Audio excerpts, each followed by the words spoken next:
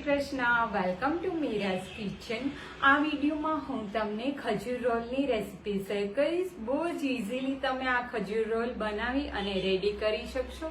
તમે જ્યારે ટ્રાવેલિંગ કરતા હોય ત્યારે બી આવી રીતના જોડે લઈ જઈ શકશો, જેથી કરીને એકદમ સ્ટમક ફિલિંગ બી રહે અને હેલ્ધી બી આ ઓપ્શન છે. અને આ રોલ તમે બનાવી અને સ્ટોર બહુ ઝાઝા ટાઈમ માટે કરી શકો છો. અને વિન્ટરમાં તો ખજૂર ખાવો જ જોઈએ. ખજૂર પ્લસ ડ્રાય ફ્રૂટ્સ આપણે એડ કરીએ એટલે એકદમ હેલ્ધી બની અને રેડી થાય છે. તો ચલો જોઈ લઈએ રેસીપી.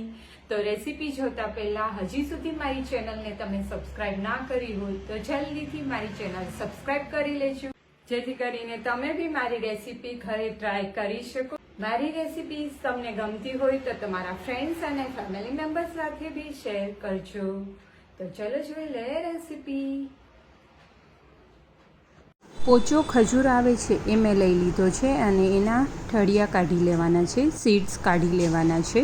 પછી એક પેન લઈ લેવાનું અને એ પેનમાં આપણે ઘી એડ કરવાનું 2 ટેબલ સ્પૂન જેટલું. જેટલો તમે ખજૂર લ્યો છો એ ઉપર ડિપેન્ડ રહેશે.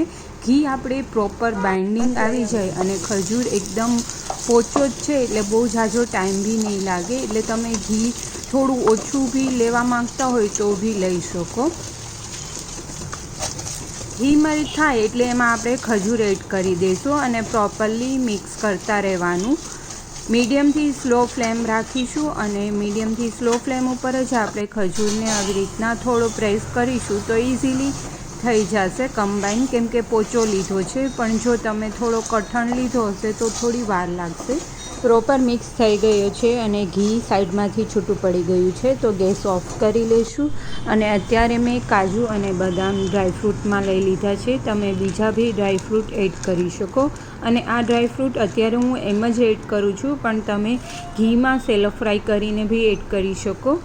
તો હવે આ જે ખજૂરનું મિક્સર છે એ લઈ લઈશું પહેલાં હાથમાં અને એનો તમારે જેવો શેપ આપવો હોય એ રીતના તમે શેપ આપી શકો. અત્યારે હું રોલ ટાઈપ આપું છું શેપમાં. તમારે બોલ્સમાં બનાવવો હોય તો બી બનાવી શકો. પછી રોલના શેપમાં આવી ગયા બાદ આપણે જે કટ કરેલા ડ્રાયફ્રૂટ હતા એમાં આવી રીતના થોડું પ્રેસ કરી દઈશું રોલને, એટલે ખજૂર આખો ડ્રાયફ્રૂટમાંથી કોટ થઈ જાય. ઇવન તમે કિડ્સને જો આપવા માંગતા હોય ને તો આવી રીતના કોટ કરી અને એકવાર ખાલી કમ્પાઉન્ડ ચોકલેટ મેલ્ટ કરીને એમાં ડીપ કરીને બી આપી શકો. તો આવી જ રીતના બધા રોલ્સ રેડી કરી લેશું.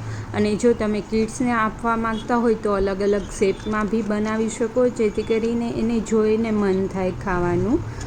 અને આવી રીતના તમે ફાસ્ટમાં વ્રતમાં બી ખાઈ લેશો ને 1 થી 2 રોલ તો એકદમ સ્ટમક ફિલિંગ રહેશે અને હેલ્ધી બી હોય છે, જેથી કરીને તમને ભૂખ બી ઓછી લાગશે. તો રેડી છે ખજૂર રોલ. મને તો જોઈને જ મન થઈ ગયું ટેસ્ટ કરવાનું. તો કોને કોને મન થઈ ગયું આ વિડીયો જોઈને ખજૂર રોલ બનાવવાનું એ કમેન્ટ કરીને જણાવજો. રેસીપી કેવી લાગી એ કમેન્ટ કરી અને મને શ્યોર જણાવજો. ફરી મળીએ ન્યૂ રેસીપી સાથે. જય શ્રી કૃષ્ણ.